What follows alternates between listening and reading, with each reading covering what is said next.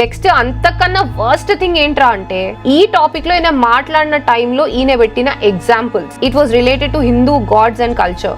సీతాదేవి తర్వాత ద్రౌపది ఏ టీషర్ట్లు వేసుకున్నా రేపులు అయ్యాయి ఆ రోజుల్లోనే. రేపు ఒకప్పుడు నువ్వే మహాభారతం అని చెప్పేసి యూట్యూబ్ లో సిరీస్ పెట్టినావు, ఇంకో పక్క నువ్వు మీనింగ్లెస్ చెత్త ఎగ్జాంపుల్స్ ఇస్తున్నావు. అసలు దీంట్లో హిందూ గాడ్స్ కి తీసుకురావాల్సిన అవసరం ఏంది? సీత ద్రౌపది రేప్ అంటున్నావు. 50,000 రేపులు అయ్యాయి అఫీషియల్ గా పోలీసు లెక్కల ప్రకారం. ఎవరు చేస్తున్నారు?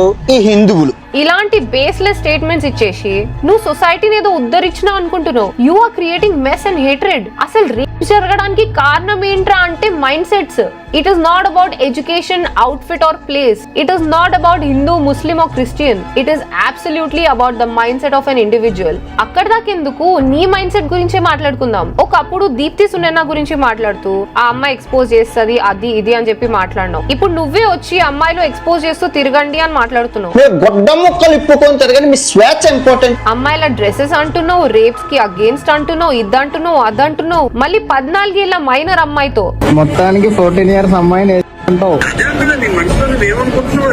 అండ్ నువ్వు ఇలాంటి మ్యాటర్స్ లో నీతులు చెప్తుంటే వీళ్ళందరూ వినడం.